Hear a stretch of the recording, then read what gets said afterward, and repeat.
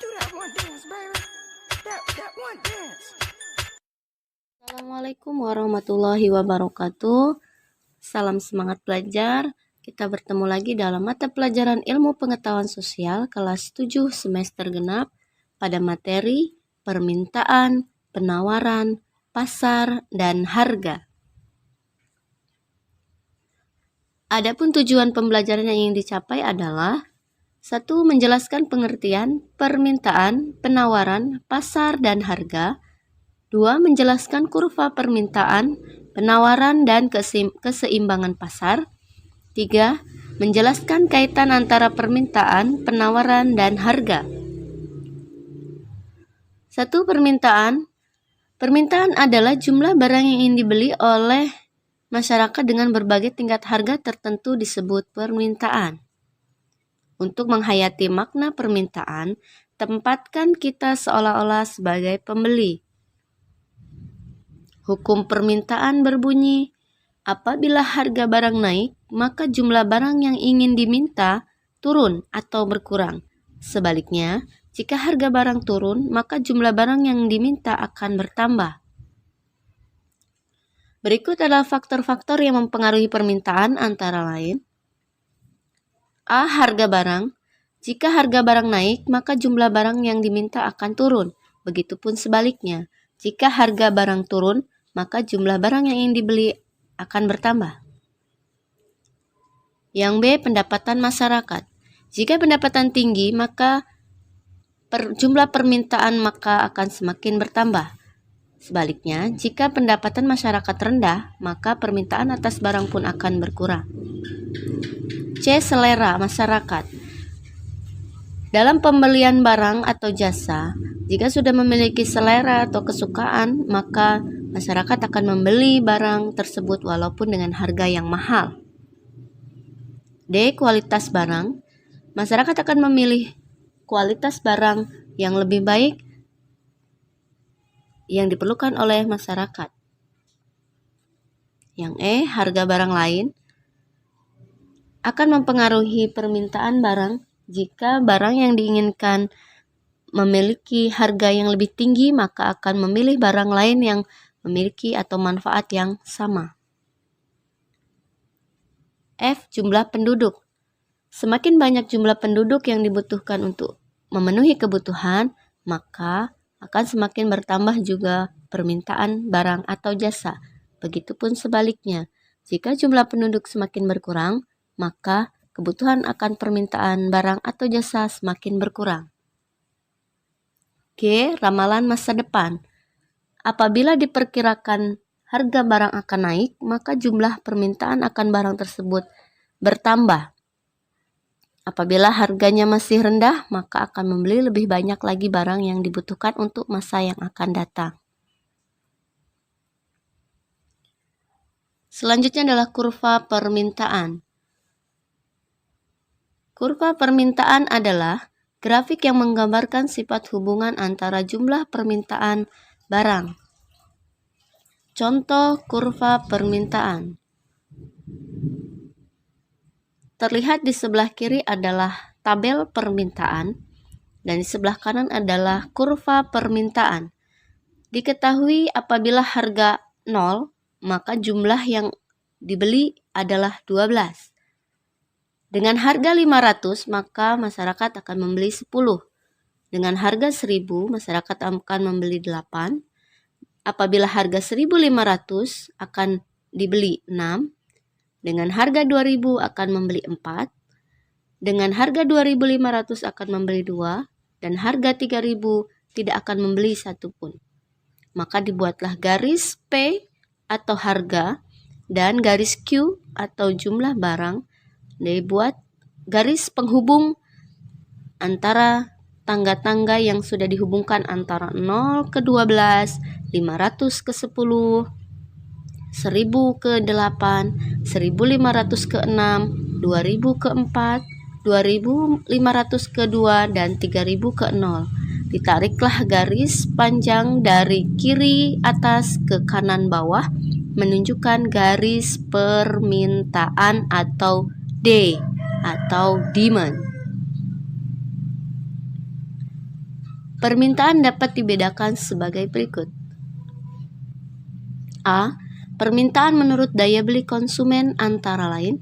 1. Permintaan efektif, yaitu permintaan yang didukung dengan kemampuan daya beli. Yang kedua, permintaan potensial, yaitu permintaan yang didukung dengan kemampuan daya beli tetapi belum melakukan transaksi.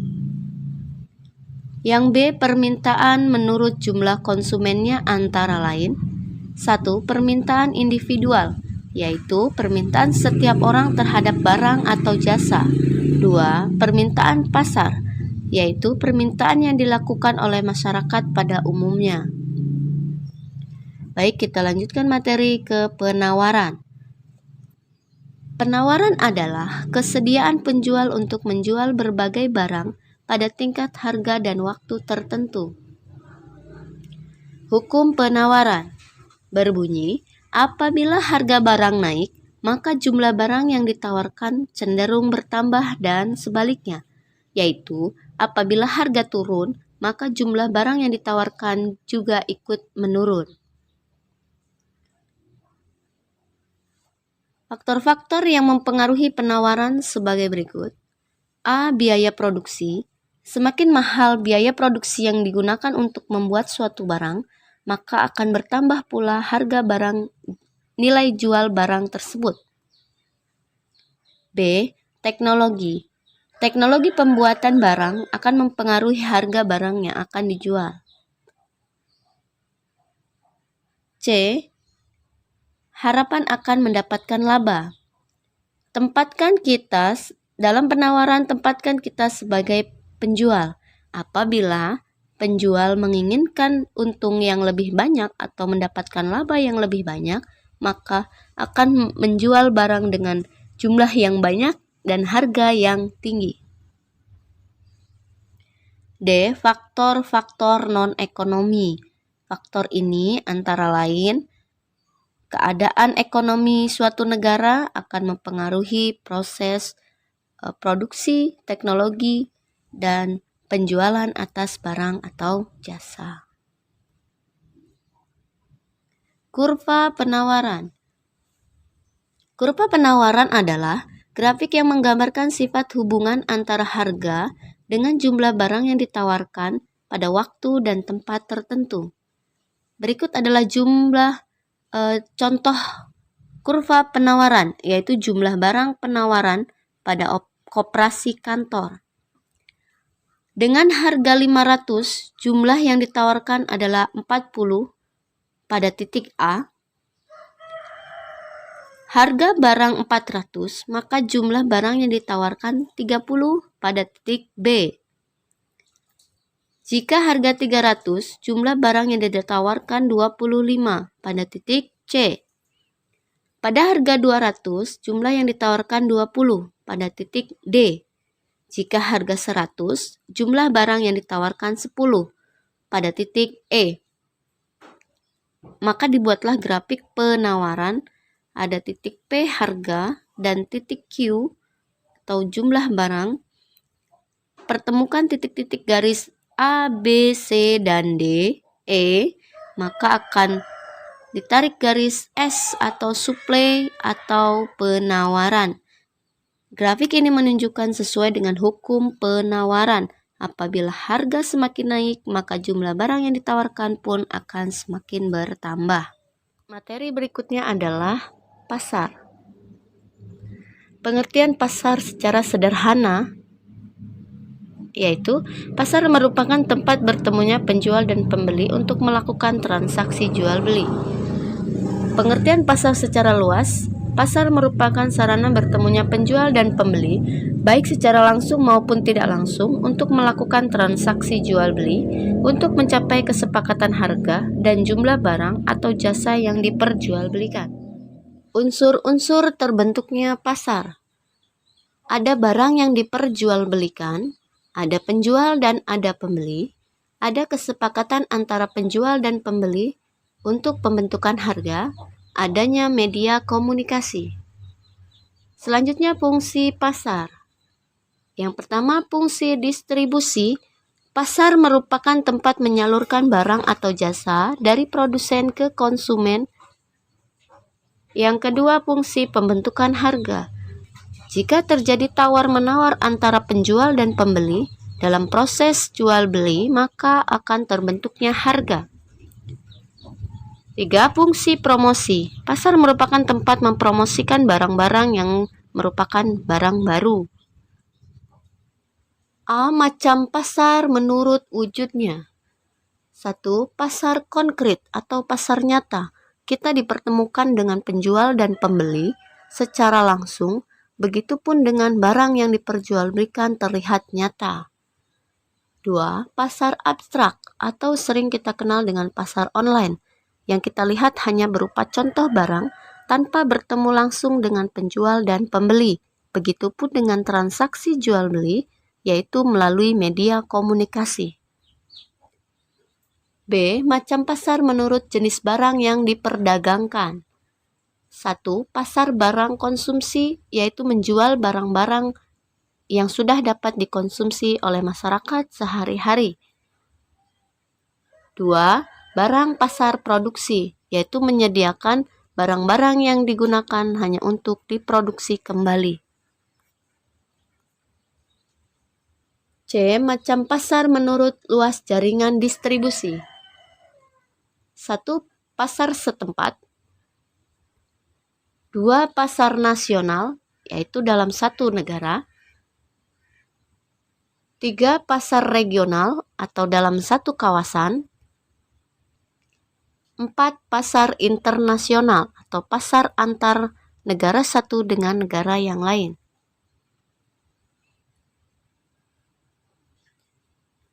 D. Macam pasar menurut waktu penyelenggaraannya. 1. Pasar harian, yang pasarnya setiap hari buka. 2. Pasar mingguan, pasar yang dibuka seminggu sekali. 3. Pasar bulanan, pasar ini dibuka setiap 1 bulan sekali. Dan yang keempat, pasar tahunan, yang dibuka hanya 1 tahun sekali.